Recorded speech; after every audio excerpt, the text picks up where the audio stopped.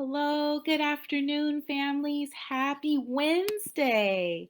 Happy Wednesday, and welcome to Springboard's Facebook Live Virtual Family Workshop. It's so great that are able to join today. I'm just going to wait a couple more seconds before we jump into today's strategy. Good afternoon, everyone. Welcome to Springboard's Facebook Live Virtual Family Workshop. If you're here, you can drop a hello or a happy Wednesday. I'm so used to saying happy Thursday, but we changed it up today. Today's family workshop is today on Wednesday, and I'll be sharing with you the Share the Story Summarizing Reading Strategy. This workshop helps students to understand the story. In this workshop, adults will learn how to help their child do a quick summary of a story by using their hand. This is the tool that's always with you. And so I love that we're supporting students with using a tool that they can always have with them. And this, by using their hands, they're going to use their hands to retell Somebody Wanted But So Then. And that's today's reading strategy. This strategy is useful because it helps young readers to synthesize, and that means to retell the story, to summarize the story, the main important details quickly. I don't know about you, but oftentimes, whether it's in my experience as a teacher or my experience as a mother, when my son when he was little and he wanted to retell, it ended up being a very, very long, like every single detail in the story, every single thing that happened. But this particular reading strategy, Share the Story, helps students to synthesize and summarize and just say the key ideas and the key thoughts as opposed to retelling the whole story. And this helps them to understand the story. So first, I just want to thank you guys for joining. Thank you, families. Welcome. Um, I would like to know where everyone is joining from. So I'm coming to you live and direct from San Francisco, California. And again, I support a 16-year-old with his literacy. But I'm curious, do you have a scholar that you support with literacy? Please drop in the chat the grade or age or even the location. Where are you coming and joining us today? Where are you tuning in from? And also, if you want to drop in the chat, I know the holidays are coming. So you could share your favorite family Thanksgiving tradition or a game that you like to play during Thanksgiving. So in my family growing up, we always played the game Taboo. And so if I were dropping that in the chat, I would type in about how my family, when we used to come together for Thanksgiving, we would play the game Taboo. So let me tell you, while you're doing that, I'm going to tell you a little bit about myself. My name is Latrice Simmons, and I am an educator in San Francisco. I serve a community of teachers, administrators, and students. So I'm an instructional coach, and also I provide direct services to students around literacy and math. And it's so great to be here with you today. Happy Wednesday. And I see that people are joining. I see that someone's coming from us live and direct from Staten Island. That's awesome. And feel free at any point if you want to drop in your favorite family or holiday tradition, you can do that. A game you enjoyed playing with your family growing up. And if we have the time, I tell you about the crazy stories of my family playing Taboo because we all like to win. So just in the spirit of us enjoying the holidays, you can drop your favorite holiday game into the chat. Let me tell you a little bit about Springboard. Springboard is a literacy nonprofit that helps educators and families become at-home reading coaches. One way that we do this is through our family workshops, just like this one. In our workshops, we help teachers, families, and kids focus on a reading tip and practice learning to read together. We are so excited that you joined us today. Today, I am hopeful and excited and optimistic that I'll be sharing this great tool that you'll be able to use with your student, with your reader at home, which is Share the Story. And earlier I asked people to drop in the chat their favorite game during the holidays. Thank you. My nails. Yeah, these are my holiday nails. I'm trying to be real festive. Um, and I'm bringing up the holidays and games because, believe it or not, a lot of these reading strategies are so much fun because they're kind of like a game. Children love to play games. And one way is that you can engage your student and spark up the excitement around reading is to gamify it. And hopefully today I'll be able to share some of those gamify strategies with you. So again, today we're going to be talking about the somebody wanted, but so then, and I can't help but to say it that way, but it's somebody wanted, but so and then. And this reading strategy will help your young scholars, your students, your children, your readers, to synthesize and summarize a story.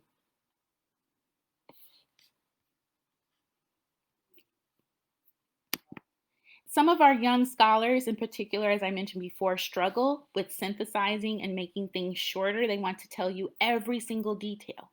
But for most texts, it's broken down, especially fiction text. So this strategy is for fiction stories. That's make-believe books. Is that if you think about the somebody, what they wanted, because a lot of these stories are character problem solution stories. So what did the main character of the story want? Something always, there's always a wrench thrown into the plan. So something always prevents the character from getting whatever it is that they really want. And then they do some things to try to make it better and try to solve their problem. And then finally, their problem is usually solved.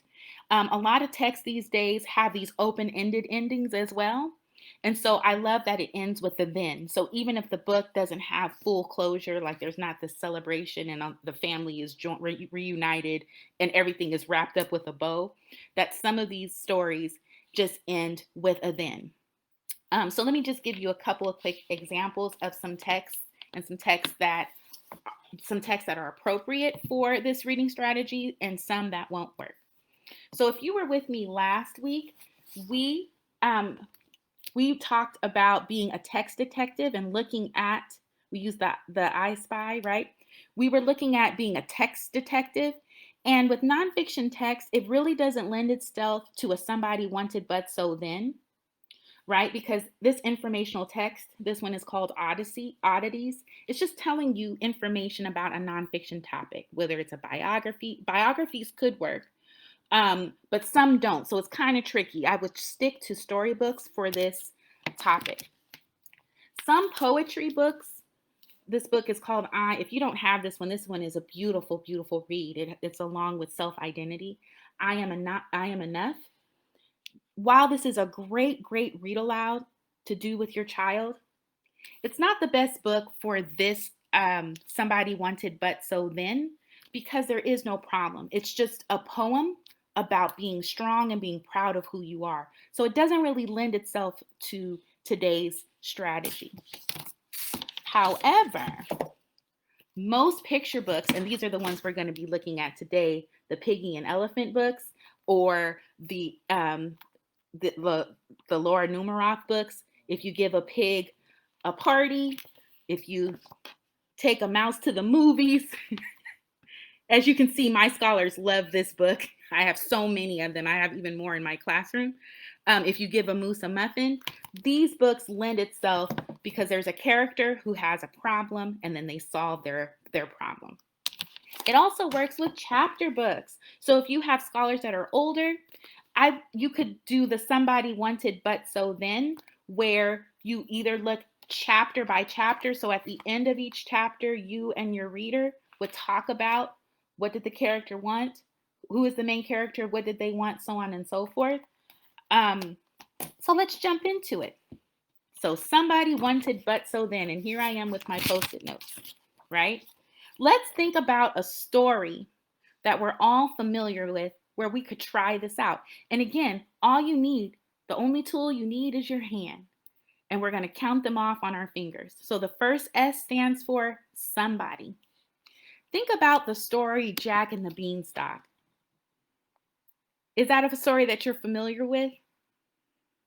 So in the story Jack and the Beanstalk, I can use the somebody wanted but so then strategy with that story. So think about it. Who is the somebody? The somebody is Jack. What does Jack want? Jack wants to make money for his family because they're poor. They don't have a lot of food. But he spends the money.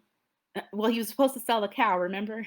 And instead of getting the money for the cow and buying food, he decides to buy some magic beans. I can't even imagine. So he buys some magic beans. So a magical beanstalk grows from the seeds he bought, and he climbs it. He discovers a giant and the giant's treasures. Then Jack robs the giant of all of his treasures, leaving him with a lot of money to take care of his family and provide food and extra things for them. So I didn't go into every single thing like the golden goose and the fee, fi, fo, fum, because in synthesizing, it's just not necessary. With the somebody wanted but so then, it's just getting the gist. What was the main important part? I'm going to try it one more time. So Jack wants to be rich. So that's your somebody. Jack wants to be rich, gets money. Instead of selling the cow for food, he sells the cow for beans. A magical beanstalk grows. He finds a giant, steals all the giant's materials, all of his riches, and then Jack is able to take care of his family. So that's the somebody wanted but so then for that story. Let's try one more that we're all common and familiar, that may be common and familiar to you. Let's try Little Red Riding Hood. And this, that's a one that I always use with my students about following directions. If you had listened to your parent, everything would be fine, right? So Little Red Riding Hood. I know you're already thinking about who the who is. The tricky part is the but and the so. So let's try it together. Little Red Riding Hood wanted to go visit her grandmother and was told not to go off of the path. But she goes off the path and is tricked by a wolf who wants to eat grandma. So a woodsman comes and sees what's going on, and the woodsman saves the day. So I didn't go into your eyes are too big, your nose is so big, and all of that part, your teeth are so sharp, because they are details that happen in the story. But to get the quick gist out, what was the story really about? It was about a young girl who wanted to visit her grandma. She veers off a path. A wolf tricks her, and a woodsman comes to save them. Somebody wanted, but so then. And now let's try it with a real text. So I showed you my collection of Laura Numeroff.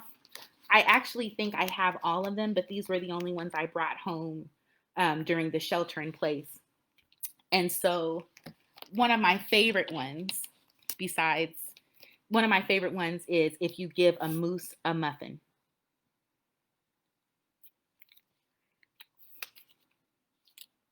So in this text, you can have your younger readers use the pictures and their hands. So if the parent or older reader can hold the book for the child, and the child can use their fingers and use the clues in the book to help with the retell, to kind of spark their memory. Sometimes our little ones, maybe they're struggling, they're still not yet able to read, they may be struggling with certain words. So they can use the picture and use their finger to count off the somebody wanted but so then. So if you're not familiar with Laura Numeroff's books, basically, The animal of her book asks for a type of food or to go somewhere special. But then the creature of the story starts remembering all the other things they like to do. And it just goes from wanting a muffin to their whole house just being destroyed. So first he asks for a muffin, but then he wants jam to go with it. Then when the boy gets the jam, then he wants to do a puppet show, but then he needs socks and materials for the puppet show. I mean, it's just so cute. You'll see it here. Let me get to it. So here he is ready for the puppet show. This is my favorite page because it includes the little mouse from the original story. So they just end up just destroying the whole house. And it all just started with this moose asking for a muffin. And then by the end of the story, they've had this big, large adventure. The house is just completely messed up. And then the moose will say, you know what? I really wish I had a muffin. And the whole story just starts again. So thinking again about the somebody wanted, but so then, the moose, that's my somebody, wants a muffin. But when the moose gets the muffin, he's reminded of other things he likes to eat and do. So the boy continues to give the moose everything that he wants until finally the moose is reminded about being hungry and wanting to eat a muffin again.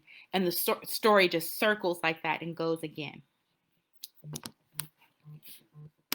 So that was today's strategy. And just to remind you again that you want to pick a fiction story that's a story that has characters who have a problem and that somehow the characters solve their problem. It doesn't really work with nonfiction text, but it could work with a biography, like I'm thinking about the biography of Martin Luther King. It certainly would be appropriate because Martin Luther King had a problem that he wanted to solve, and he did solve it. So again, certain books lend itself to this reading strategy. Not most nonfiction books, like about worms or snails or monkeys, it may not work as well. With chapter books, Judy Moody is my favorite chapter book to read with kids. So much fun. That you can do your retell at the end of every chapter. That you wouldn't have to wait until the very, very end of the book to do a whole synthesis of the entire book. Again, with the older readers, I would strongly suggest stopping at the end of each chapter, saying what the character, who the character was, the main character, what did they want, and then what happened, how did they solve their problem? Somebody wanted, but so then, right? And then it would be very exciting to do it at the end of the reading as your last culminating event. We've read the entire book. Now we're going to summarize the whole story and read and retell the story across our fingers with the somebody wanted, but so then share the story strategy. Again, for our younger readers, here's our Moose book. Maybe it's a book that you as a parent or a person who supports a child with literacy, maybe you're the reader. And the child's job is to do the somebody wanted, but so then strategy. You can use that strategy all the time. And it doesn't have to just be with books. To synthesize and get to the gist, get to the main part, the main heart of whatever, television show or even certain experiences. To use the somebody wanted, but so then strategy to, again, just get to the gist. Younger scholars can use the pictures to support their retell and that they won't have to be dependent upon being able to decode words. So that was fast. That was our reading strategy for today. Oh, I'll add one extra thing. For your older readers or readers who are up for a challenge, what's really cool is to try the somebody wanted, but so then from different characters' perspective. So when we did Little Red Riding Hood, I wonder what the perspective and how it would have changed if we thought about it through the eyes of the wolf. The wolf wanted to eat the little girl and her grandma, but the woodsman came and I don't know, prevented him from eating the family. So just to compare and contrast that different characters in a story want different things. So you can up the rigor or up the challenge of this lesson, of this strategy, by thinking about different perspectives. So again, over the holidays, I hope your holidays are filled with joy and excitement and safety. I hope that you try one of these reading strategies with your student, with your scholar, the reader that you support with literacy. In the spirit of the games we talked about how we like to play the game Clue, how we like to play the game, like my game was Taboo, where you get to buzz the buzzer, right? That you can gamify these. I can do the somebody what wanted but so then in less words than you. And then you can compete to see who can have the shortest amount of time for the retail. So again, there is a time and place for that longer summary, that academic summary that you write in class where you have to have a main idea and details and have a stance. That's not what this is. This is a fun way to share the story with your child, to enjoy a book together and talk about the main important events of a story. And then maybe a reader would want to read if you give a pig a party based on the summary. Maybe another sibling or a person in your household will say, ooh, your summary, your somebody wanted but so then was so on point that I think I want to read that book for myself. So tomorrow, which is Thursday, my colleague Ruby will be presenting the same reading tip in Spanish. So if you know a Spanish-speaking family that could benefit from today's Share the Story strategy, please be sure to invite them. It will be tomorrow, November 19th, 7 p.m. Eastern Standard Time or 4 o'clock Pacific Standard Time. Please follow us on Facebook, which you probably do if you see me here, Twitter, and you can also visit the Springboard Collaborative website. I'm going to drop that link into the chat. So while your family is all on vacation, you can try out some of these reading tips and some of the resources that are available to you on the Springboard Collaborative website, just so that, yes, we want to take a break from distance learning, but we also want to keep exercising our students' minds while we're off of school. I'm sure we all need a break from Zoom. I know I do, but we will be doing, my son, even though he's 16, we're going to be doing some reading over break. So again, I hope that you have a wonderful and safe vacation. And it was so great sharing today's strategy, share the story, and I'll see you next time. Take care. Bye-bye.